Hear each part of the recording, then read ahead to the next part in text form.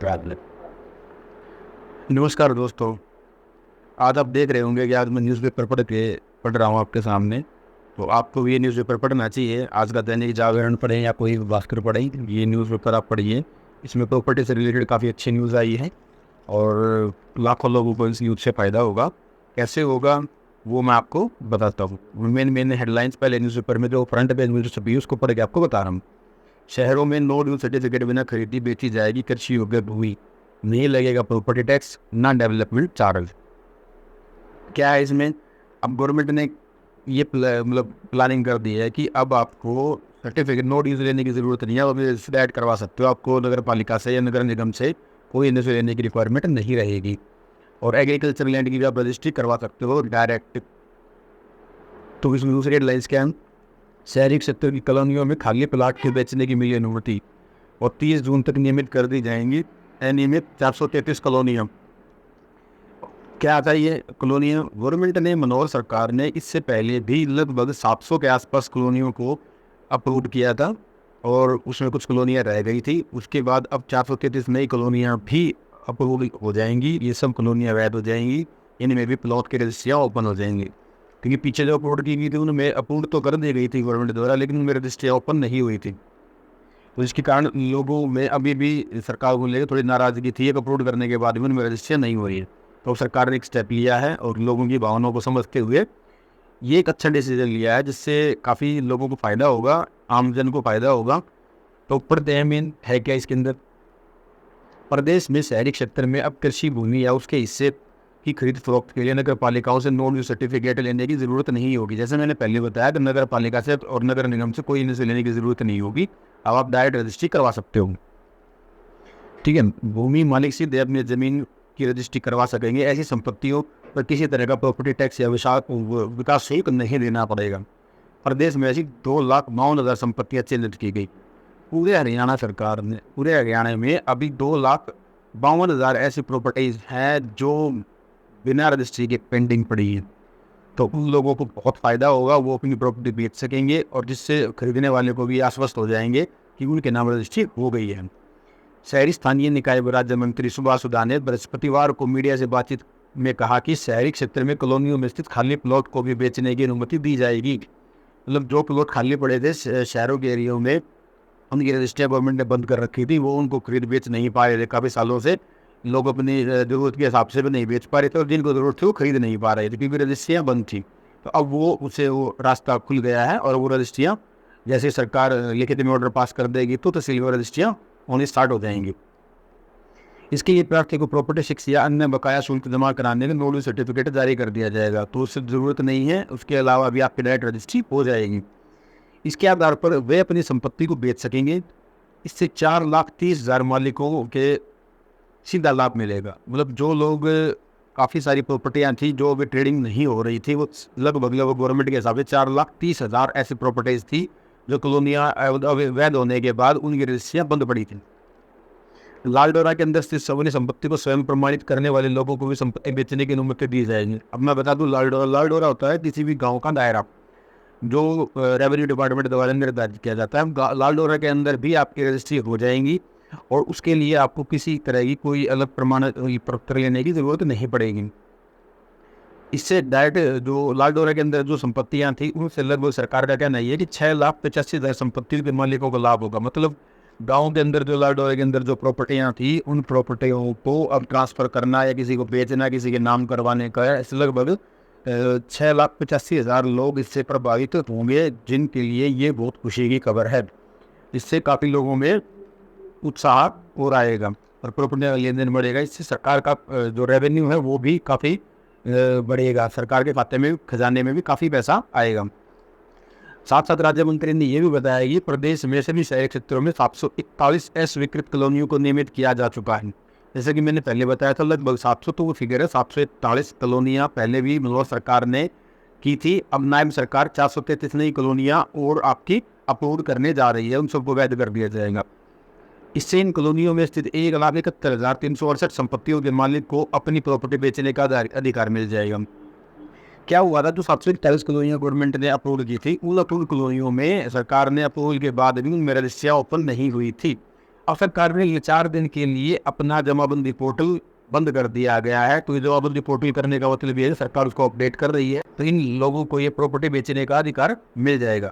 बची हुई 433 अनियमित कॉलोनियों को नियमित करने का कार्य भी 30 जून तक पूरा कर दिया जाएगा। मतलब 30 जून तक जो कॉलोनियाँ अभी अंडर अप्रूवल थी या जिनको अभी अप्रूवल नहीं मिला था, जो अभी अप्रूव नहीं की थी गवर्नमेंट ने, वो सब अप्रूव हो जाएंगी। उसके बाद उनमें भी ये रजिस्ट्रेशन का प्रोसेस स्टार्ट हो जाएगा, तो लोग उसमें खरीद फरोख्त कर सकते हैं।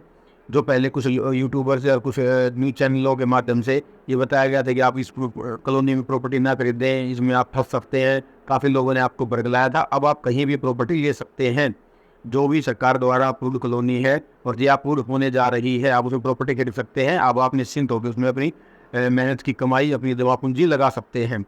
जिन लोगों का बजट कम था वो अप्रूव सेक्टर्स में प्रॉपर्टी नहीं ले पा रहे थे क्योंकि उनके रेट बहुत हाइक थे। लेकिन जो कॉलोनियाँ थी, जो कच्ची कॉलोनी थी, जिनको गवर्नमेंट ने अप्रूव किया था, उनमें रजिस्ट्री न होने के कारण लोग वहाँ पे खरीदने के लिए नहीं जा रहे थे। अब सीधा सीधा फायदा उन लोगों को भी होगा, उनकी प्रॉपर्टी के दाम भी बढ़ेंगे और उन लोगों का मन में से भी जो डर खत्म हो जाएगा कि यार रजिस्ट्री नहीं हो रही है, मैं प्रॉपर्टी कैसे खरीदूंगा, तो वो सब लोग भी प्रॉपर्टी खरीद पाएंगे। इसका बहुत ज़्यादा फायदा होगा। अप्रत्यक्ष तौर पर देखा जाए तो तकरीबन 20 से 25 लाख प्रॉपर्टियाँ ऐसी पेंडिंग पड़ी हैं जो अभी रजिस्ट्री के दायरे में नहीं आ रही हैं। इन सब लोगों को इससे काफ़ी ज़्यादा फायदा होगा। आगे बढ़ते हैं। इसके अलावा 705 छोटे पैच, जो छोटे छोटे एरिया है, को भी नियमित किया जा चुका है। बचे हुए लगभग 1200 पैच उन सरकारी भूमि पर, वन क्षेत्र में, ग्रीन बेल्ट या रोड की भूमि पर होंगे। उन्हें छोड़कर बाकी को 30 जून तक अधिग्रहण कर दिया जाएगा।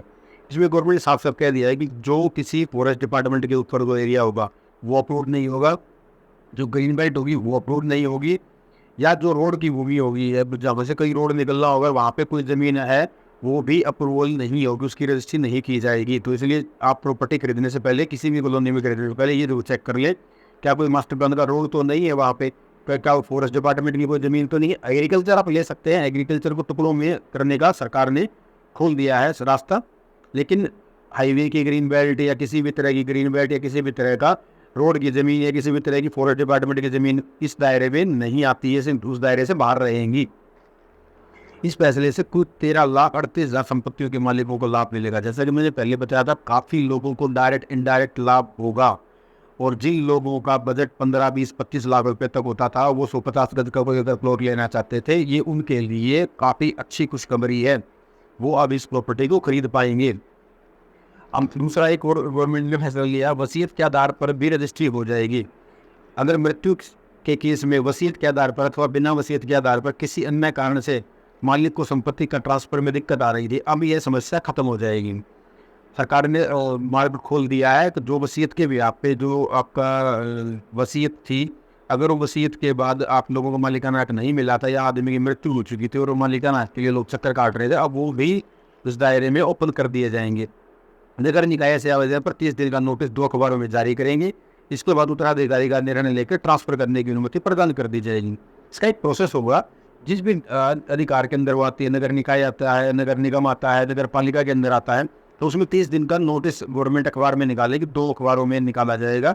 अगर कोई उसका मालिक है तो वो आगे उस प्रॉपर्टी पे क्लेम करे। अगर कोई क्लेम नहीं करता और जिसने आवेदन किया है, अगर वो आदमी सरकार के या कागजों के हिसाब से ओके मिलता है, तो सरकार उसको उस संपत्ति का मालिक बना देगी। और जैसे ही कुछ ऑब्जेक्शन आता है तो जिसके नाम ओरिजिनल डॉक्यूमेंट्स होंगे, जो संपत्ति वसीयत के हिसाब से मलकियत का मालिक होगा, उसको उसका मालिकाना हक मिल जाएगा। साथ गवर्नमेंट ने एक पहल और शुरू की है, जो पहले भी थी लेकिन लोगों को थोड़ा सा उसमें कम जानकारी होती थी। अब इस जानकारी के अनुसार रजिस्ट्री होते ही अपने आप प्रॉपर्टी पोर्टल पर आ जाएगी पूरी जानकारी। अब गवर्नमेंट ये कह रही, जो रजिस्ट्री आप कराओगे, जो भी रजिस्ट्री गवर्नमेंट के रिकॉर्ड में चढ़ जाएगी, रजिस्ट्री होते ही उसकी जानकारी आपको प्रॉपर्टी के पोर्टल पर जमाबंदी.com जो हमारा पोर्टल है हरियाणा सरकार का, उस पर उसकी जानकारी मिल जाएगी। घर बैठे बैठे आप जानकारी ले सकते हो।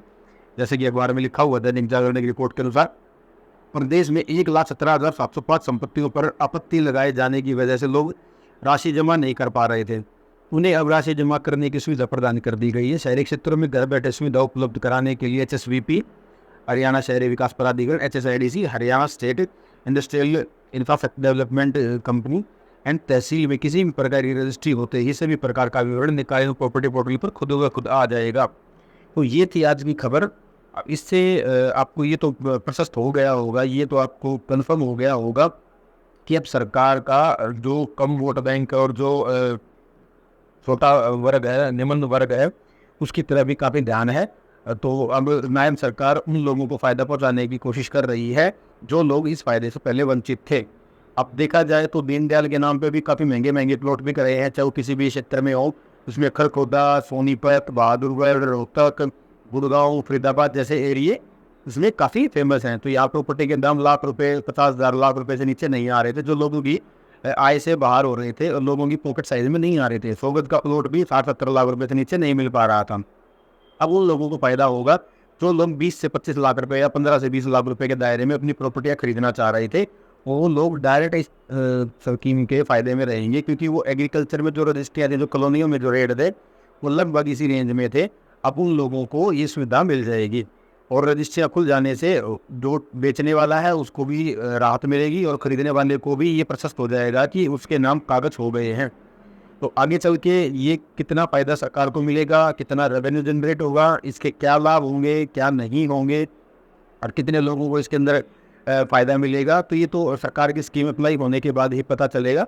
जैसे ही कुछ इसके ऊपर भी हम अपडेट देते रहेंगे, सरकार इसके अंदर कोई प्लान देती है तो भी हम आपको उसके लिए अवगत कराएंगे अपने चैनल के माध्यम से। जो भी हमारे चैनल पर नए आए हैं मैं उनको बता दूं, हमारे चैनल को सब्सक्राइब करके जाइएगा, बेल आइकन बटन दबा के जाइए, ताकि आपको नई नई नोटिफिकेशन के अंदर जो भी नई वीडियोस आएगी आपको उसकी डिटेल्स मिलती रहेगी। अब इसी के साथ साथ शहरी क्षेत्र में बिल्डर फ्लोर बनाने वाले जो बिल्डर्स थे, उनको भी अब ये लग रहा है कि जो S+4 का डिसीजन मनोहर सरकार ने लिया था, जो S+4 बंद कर दिए गए थे, अब उस पर भी फैसला आ सकता है। इससे उन लोगों में उत्साह है, वो लोग भी सोच रहे हैं कि कल भविष्य में S+4 दोबारा खुल जाएंगे और उनका बिल्डर फ्लोर का काम दोबारा शुरू हो जाएगा। तो हरियाणा सरकार लोगों की तरफ ध्यान दे रही है, अपने वोट बैंक को दोबारा इकट्ठा करना चाह रही है और अब इसका फ़ायदा इनको विधानसभा के इलेक्शन में कितना मिलता है वो तो समय ही बताएगा। लेकिन हाँ, इस पहल से काफ़ी लोगों में उत्साह का माहौल है। हमने भी कभी लोगों से बातचीत की थी इस न्यूज़ के आने के बाद, तो वो लोग इस जो पहल से इस खुश नज़र आ रहे थे। ये योजना सरकार की कितनी कारगर होती है ये भी आपका पटल पर आने पर पता चलेगा। बाकी जैसी कोई अपडेट होगी हम आपको ज़रूर अपडेट करेंगे। हमारे चैनल के साथ जुड़े रहिए, चैनल को लाइक, शेयर और सब्सक्राइब करते रहिएगा। जय हिंद।